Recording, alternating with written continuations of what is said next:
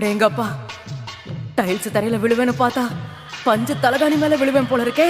இன்னைக்கு பால் கேட்ச் தான். அக்கா அசையாத, லேண்டிங் கீரை போட்டுட்டேன்.